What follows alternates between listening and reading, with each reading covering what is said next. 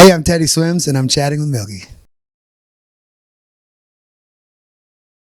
I think there's something so funny about doing music and doing music for a living is that I find that originally the doing and writing songs was an outlet to express myself and to sort of get therapy in a way, but instead I've done this thing and I do this thing constantly where I'll have a little issue, whether it's with a significant other or a friend or whatever the issue may be, and I'll write about it, and then I'll write it from a different perspective and then in a different way, and I'll keep writing it over and over and over again. And instead of having the therapy of writing a song, you kind of take the smallest problem and actually turn it into your entire life and write it a million ways. And I'm very fortunate enough that when I do that, every once in a while it gets to become something that pays my bills or takes care of my family, my friends, which also sometimes makes that problem a lot bigger because now your ex-girlfriend is paying all your bills and your friends' bills, you know. And yeah, you have to really so I think there's a lot of themes of that in the in the album, and just relearning and unlearning how to mentally deal with going back to that same place that I'm maybe not in anymore, you know. And I struggle with that and integrating that into my own life and keeping them separate or even getting therapy at all for that matter. So that's kind of it, you know. I try now more than ever to get out of the way, you know, as best as I can to stay away from it, because I find that the more, you know, I was in this conversation one time and my aunt told me, she said, you know, you always say you're in LA or you're in London or you're in Nashville and you're writing songs, and but we never see you, and you're always gone writing songs, but then you release 5-10 songs, you know. And she said, why are you only releasing that if you're writing all the time? And I said, well, I'm trying to get to the good ones, you know. And she had told me, why don't you just only write the good ones? And I so quickly said, because I can't, you know. And I think what I've learned so much over this is that you can't expect something to go a certain way or something to be a certain way or sound a certain way. You can't control or put you know, boundaries on creativity and expressions. It kind of can get in the way. I try now more with my process to do the thing that most sets me out of my ordinary, sets me in a spot where I'm uncomfortable, where I'm doing something I haven't done. And I also do this thing, I call it like to start my day before I go into a session for writing with a co-writer or whatever. I do this thing where I spend 30 minutes when I wake up. I'll go into my studio and I'll set a timer for 30 minutes. I'll take a loop from something or just lay a chord progression down, and I'll just start recording myself line by line, just whatever comes to the top of my head. And I'll just do it for 30 minutes. As soon as that 30 minutes is done, I close the laptop. Maybe after later in the day, I'll open it up and I'll hear it back. Sometimes with stream of consciousness, it doesn't mean anything, but sometimes you actually have a real cohesive thing. Sometimes you have a verse through a chorus. Sometimes you have an entire song. And I feel like those are the things that you needed to say.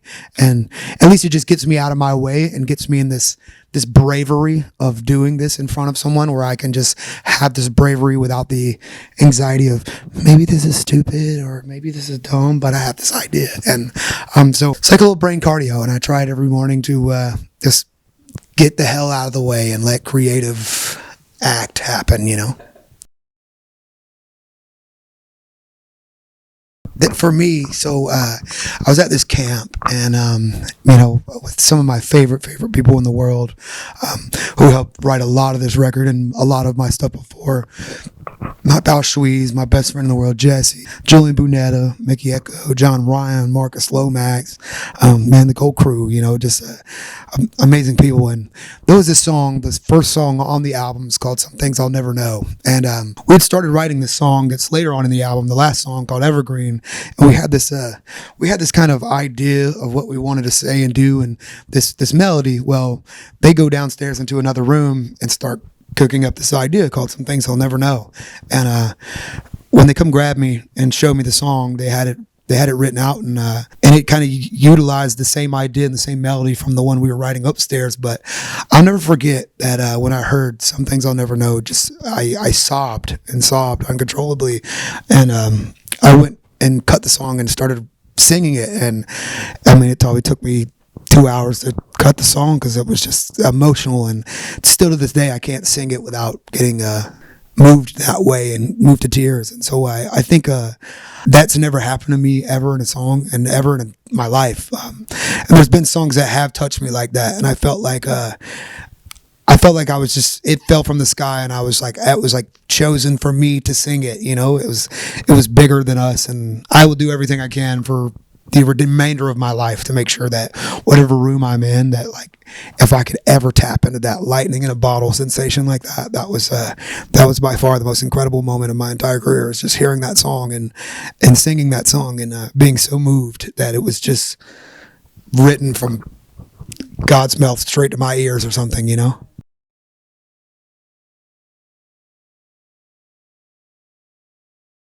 Some things I'll never know for sure.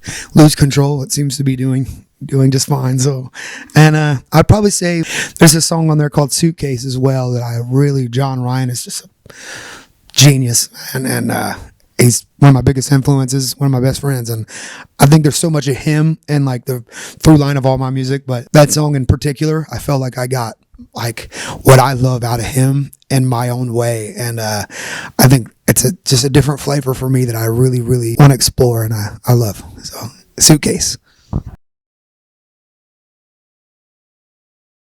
This line in Suitcase is one of the most beautiful lines. It says, I've got a suitcase packed full of lies I tell myself because I'm too vain. I hope it's not too late to leave it all behind. I just need a little more space and a little more time. And I think it was just, I think that just kind of totally sums up the whole record in its entirety. The things that you tell yourself and the story that you tell yourself and the problems that you feel like you have no way out of, that you lie to yourself about things and out of reality to cope with your ego having some issue with coping for whatever it is, and your fear of accepting things because it's too hard for you to think that, you know, I feel like when people hurt us, you have to realize that it's not about you, you know, and that's been a hard thing for me because I guess I'm so important to myself. Like, I'm the center of all of my experiences, right? You know, and so I think I've learned to realize that people aren't hurting me or they don't do things to hurt me because they want to hurt me. It's nothing to do with me, and I'm not that important. And not to say that in a negative way, but in the most positive way, I'm not that important, and I'm not the center of everyone's lives. So hardly. I'm learning to like myself, you know. So that's yeah.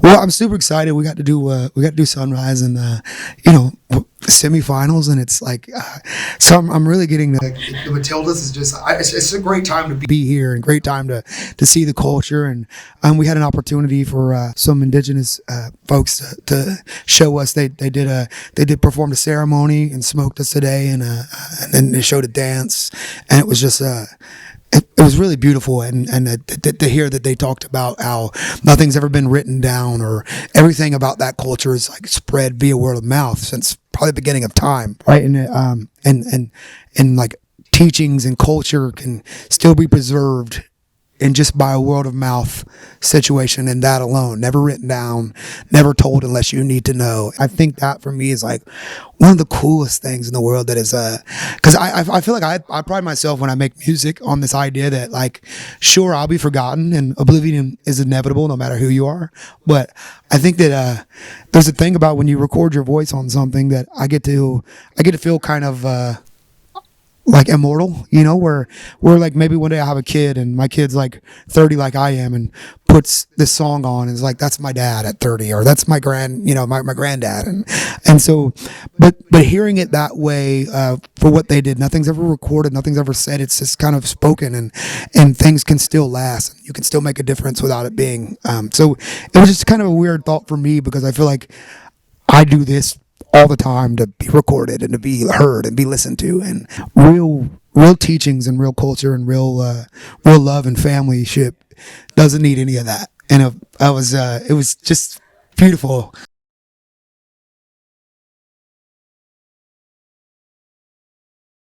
The Beatles, Stevie Wonder, Man, Michael Jackson, of course, bands like Circus of Five, Acceptance. I grew up on a lot of rock and roll, Van Halen. How list goes on and on. Man, I would love, love, love before it's too, before they get too old. Stevie Wonder and I gotta meet him at least, and Paul McCartney. I just got to while they're still here. I feel like they got a lot of time left, but. This album, Phantoms by Acceptance, is my favorite band, like my first favorite band ever. Um, Voyage to India Ari. I think the best album of all time. Songs in the Key of Life by Stevie Wonder. What's Going On? Um, yeah, Channel Orange. Great record. Probably like Waterboy or something, or like any classic Adam Sandler movie. Joe Dirt. That's really the one. I don't know, not a lot. I think I'm just, I think it's the first time in my life that I'm actually just not anxious and not scared. It feels like, it's like my safe space. It's like, I feel like I can be whoever I want. If I always relate it to my living room. Like I walk around butt naked in my living room, and you don't have to come to my house if you don't want to see me butt naked. You know what I mean? So, that's me, butt naked on stage. Oh, Miley, Spice Girl. I don't know, Cry Spice. Man, I think it was actually off of that album, Phantoms by Acceptance. I fell in love with that entire record. So contagious and too far, different. Some of the first songs I ever sang was because of those guys. Jason Venna, one of the best singers ever. So I went to when I see I don't really count this one because I was young. I was too young. So I'll say 2007, my first like real concert I went to was 99X Big Day Out, and also Vans Warped Tour in 2007, and that's really the one I count because that's what made me want to do music. I mean, Paramore was there, Chiodos was there, Cute is what we aim for, man. Everybody was in that show, man. I saw Circus Survive for the first time. It was, that era, Bayside, man, that era, 2007. Come on, crazy. Oh, I don't know how to handle that. Really, if somebody I like looked up to was like, I love this song. I don't know how to handle that. Man, I think Jessie J. She's got the craziest voice. I don't think she just knows. I don't think she knows how to stop. It just goes. I would love to hear her just do anything and make my song better. She's the best. She is the best. I would probably have to say that 2007 Warped Tour. I saw everything, and it was one of the most incredible experience. I mean, that was my like wake up call to like, whoa, I gotta be this. So I think I'll have to say, it might be Chiodos in 2007 Warped Tour. That was nuts. I would really like to go to Tokyo soon. I've always wanted to be there. I would probably say "Still the One" by Shania Twain. I always love to sing. And "Let Me Love You" by Mario, of course. So we played a show in Dublin last year, and it was the same day that I got the info that my hero, my uncle Dewey, passed away, and it was so beautiful though because we raised Guinnesses up to him, and the whole crowd kind of shouted out to Uncle Dewey, and I'll never forget. And every time I go back there, I feel so at home because I feel like somehow he's just floating around in Dublin, still getting hammered. So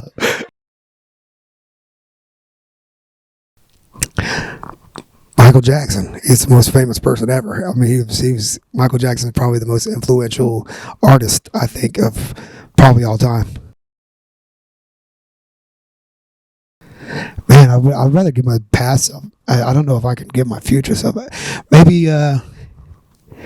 It's all good. It's gonna come. It's all happening. Just be patient. You think you had tattooed on your face that you would remember to be, but be patient. It's all coming. I hope future me looks at this and is like, thanks, bro. We'll see. What does music? Just the whole entirety of it? Oh, that's such a loaded question. I guess that's the most. I'll say it like this. I think music is the best form of communication, but I am such a firm believer in communication that I think there's a certain set of words said in a certain way, at a certain time, a certain place that can fix anything that's going on with anyone ever at any moment. I think it's just the right way of communicating it, whether that's song or whatever. I think just there's a certain set of words that will heal everything, and bound and determined to find them. So I saw my best friend Jesse, who still is in my band today, and I saw his dad first time play guitar and sing "Wanted Dead or Alive," and I was like, "Dude, we gotta be your dad." And Rodney Hampton's still my hero, man. So that was probably it.